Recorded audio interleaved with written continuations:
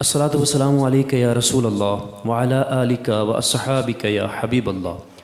پیارے محترم ناظرین، آج کی اس ویڈیو کے اندر ہم صورت مصطفیٰ صلی اللہ علیہ وآلہ وسلم کا پیارا سا بیان سماعت کریں گے۔ اس ویڈیو کو مکمل دیکھیے گا، انشاءاللہ آپ کو بہت فائدہ حاصل ہوگا۔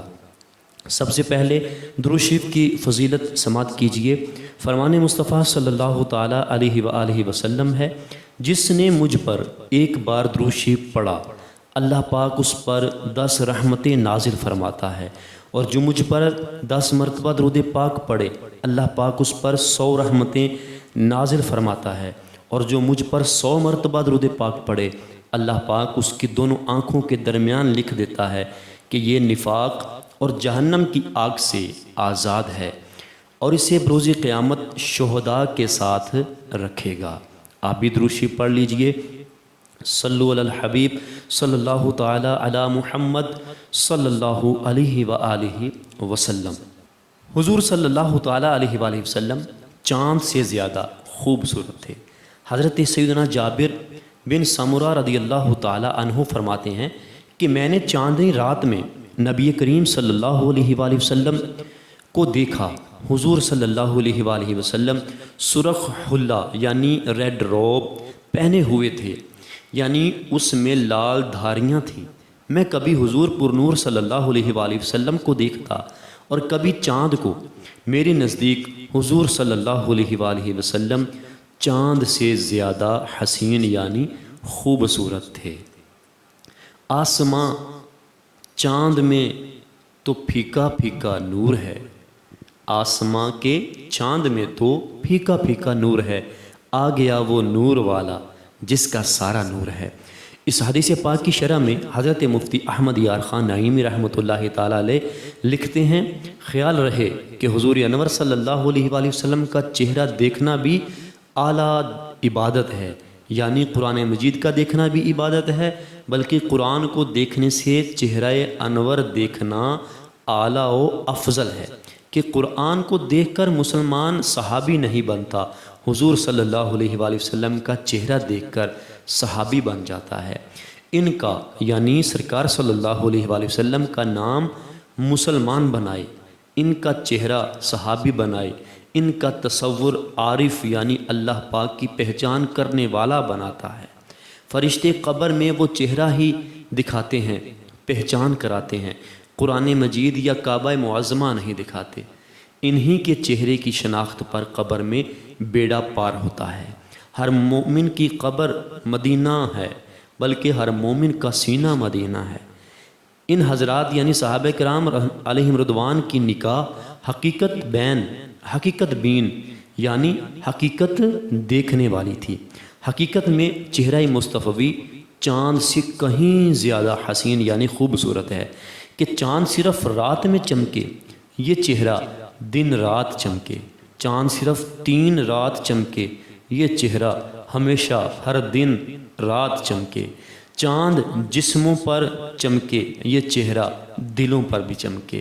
چاند نور ابدان دے یعنی جسموں کو روشنی دے، یہ چہرہ نور ایمان دے یعنی ایمان کو روشنی دے۔ چاند گھٹے بڑھے، یہ چہرہ گھٹنے سے محفوظ رہے۔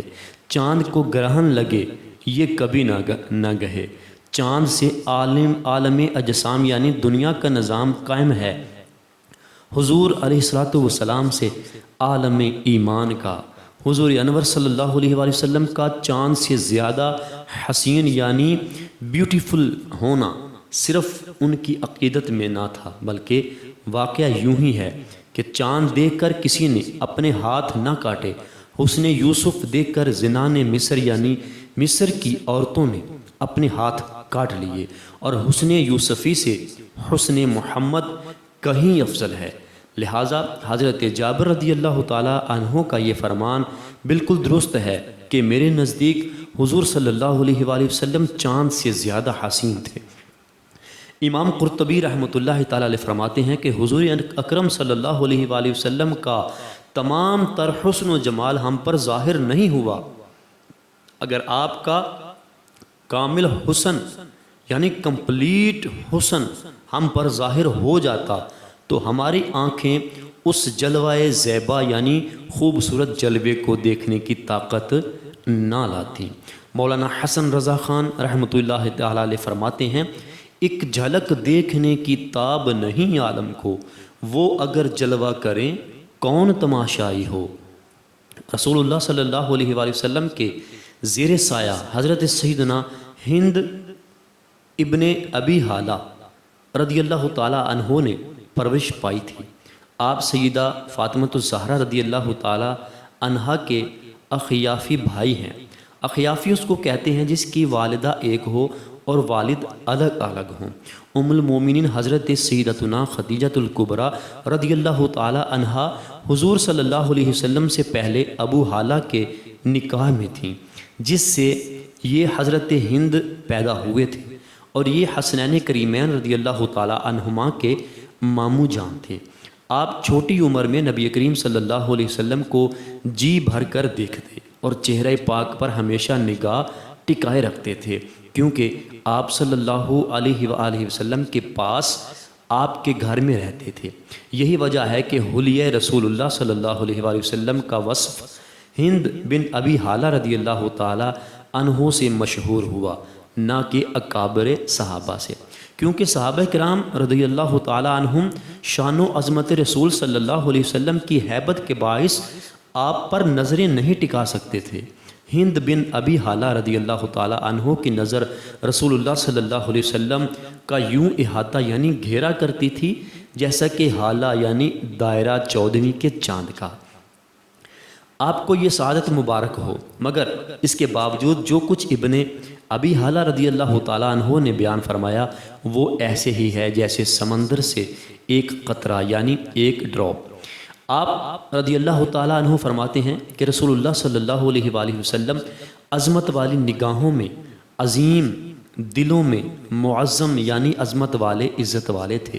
چہرہ مبارک ماہ 2 ہفتہ یعنی 14ویں کے چاند کی طرح چمکتا، جگمگاتی کشادہ پیشانی اور گھنی داڑھی شریف تھی۔ رخسار یعنی گال نرم و نازک اور ہموار یعنی برابر تھے، اور منہ مبارک فراخ، دانت شریف کشادہ اور روشن تھے۔ بخاری شریف کی حدیث میں ہے کہ جب رسول اللہ صلی اللہ علیہ وآلہ وسلم خوش ہوتے تو چہرہ انور خوشی سے دمک یعنی چمک اٹھتا اور یوں معلوم ہوتا گویا چاند کا ٹکڑا ہے۔ رسول اللہ صلی اللہ علیہ وسلم سے زیادہ حسین یعنی خوبصورت کسی کو نہیں دیکھا۔ ایسا معلوم ہوتا کہ سورج آپ کے پیارے پیارے چہرے میں چل رہا ہے۔ حضور انور صلی اللہ علیہ وآلہ وسلم کے جسم مبارک کا رنگ سفید اور روشن و تاباں یعنی چمکتا ہوا، مگر اس میں کچھ سرخی ملی ہوئی تھی۔ ایسا معلوم ہوتا تھا کہ گویا آپ صلی اللہ علیہ وآلہ وسلم کا مبارک جسم چاندی سے ڈھال کر بنایا گیا ہے۔ نور والے آقا صلی اللہ علیہ وآلہ وسلم درمیانی قد والے تھے اور آپ کا جسم پاک انتہائی خوبصورت تھا۔ جب چلتے تھے تو کچھ جھک کر چلتے تھے۔ بال مبارک نہ گھونگر والے یعنی کہ نہ گھنگرالے تھے اور نہ بالکل سیدھے، بلکہ ان دونوں کیفیتوں کے درمیان تھے۔ مبارک بال شریف پہلے کانوں کی لو تک تھے، پھر مبارک کندھوں تک لٹکتے رہے، مگر حجۃ الوداع کے موقع پر آپ صلی اللہ علیہ وآلہ وسلم نے اپنے بالوں کو اتروا دیا۔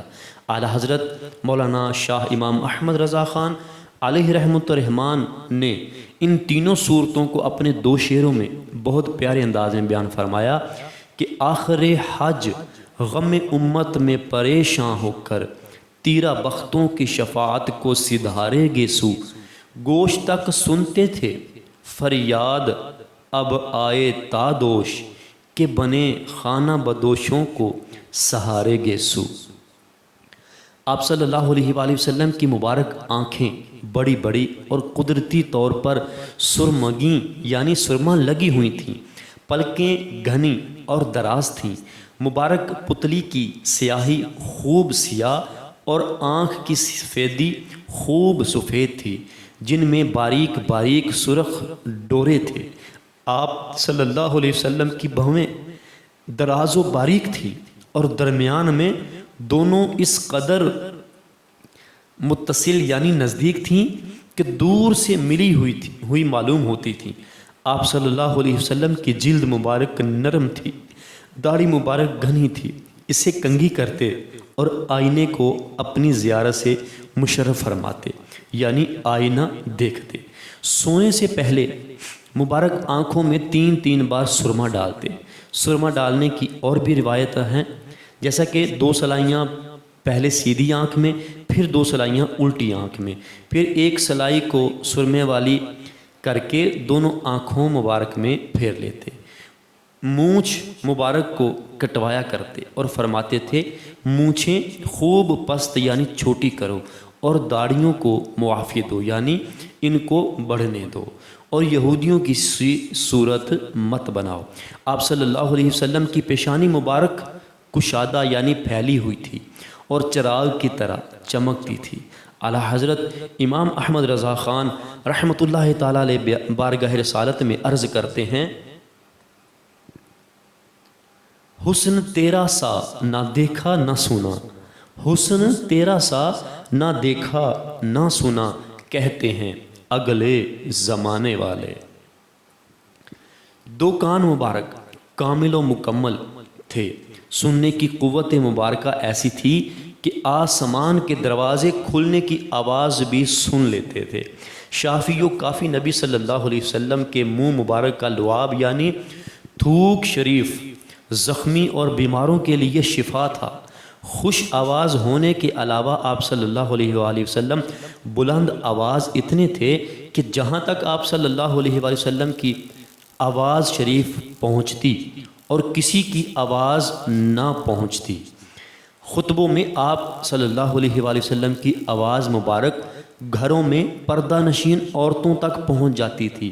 گردن مبارک چاندی کی مانند صاف، ہاتھ مبارک اور بازو مبارک پر گوشت یعنی گوشت سے بھرے ہوئے تھے۔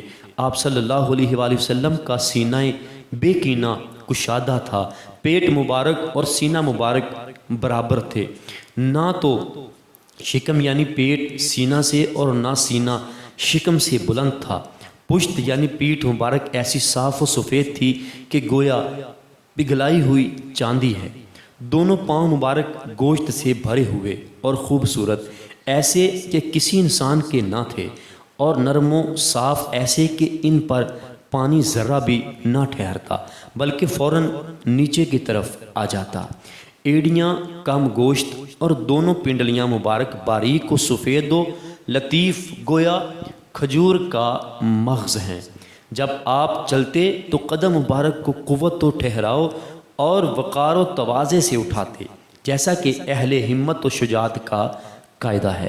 آپ صلی اللہ علیہ وآلہ وسلم جب پتھر پر چلتے تو وہ نرم ہو جاتا تاکہ آپ بآسانی اس پر سے گزر جائیں، اور جب ریت پر چلتے تو اس میں قدم مبارک کا نشان نہ ہوتا۔ حضرت پیر مہر علی شاہ رحمۃ اللہ تعالیٰ علیہ نے بارگاہ رسالت میں بڑا پیارا کلام لکھ کر آپ صلی اللہ علیہ وآلہ وسلم کی بڑی عمدہ تعریف کی ہے۔ آپ لکھتے ہیں، اج سکھ متران دی ودھیریے کیوں دلڑی اداس گھنیریے، لوں لوں وچ شوق چنگیریے، اج نینا لائیاں کیوں جھڑیاں، مکھ چند بدر شاشانیے، متھے چمکے لاٹ نورانیے، کالی زلف تے اکھ مستانیے، مخمور اکھیں ہن مد بھریاں، دو ابرو قوس مثال دسن، جیں تو نو کے مزادے تیر چھٹن، لباں سرخ آکھاں کے لال یمن، چٹے دند موتی دیاں ہن لڑیاں، اس صورت نو میں جان آکھاں، جان نان کے جانے جہان آکھاں، سچ آکھاں تے رب دی شان آکھاں، جس شان تو شاناں سب بنیاں، لاہو مکھ تو مخطط برد یمن، من بھانوری جھلک دکھاؤ سجن، اوہا مٹھیاں گالیں الاؤ مٹھن، جو ہمرا وادی سن کریاں، سبحان اللہ ما جمالہ کا ما احسنہ کا ما کمالہ کا، کتھے مہر علی کتھے تیری ثنا، مشتاق اکھیں کتھے جاڑیاں۔ جی محترم ناظرین، آج کی اس ویڈیو کے اندر آپ نے سورت مصطفیٰ صلی اللہ علیہ وآلہ وسلم کا خوبصورت بیان سماعت کیا۔ یقیناً آپ کو سن کر بہت اچھا لگا ہوگا، آپ کو سن کر دل کو ٹھنڈ پڑی ہوگی۔ اگر ہماری یہ ویڈیو آپ کو اچھی لگی ہے تو اس کو لائک کیجئے، اچھا سا کومنٹ کر دیجئے اور ہمارے چینل کو سبسکرائب کرنے کے ساتھ بیل نوٹیفیکیشن کو آل نوٹیفیکیشن پہ پریس کر دیجئے۔ اس کا فائدہ آپ کو یہ ہوگا کہ ہماری روزانہ کے طور پہ آنے والی نئی ویڈیو آپ تک جلد سے جلد پہنچ جائے گی۔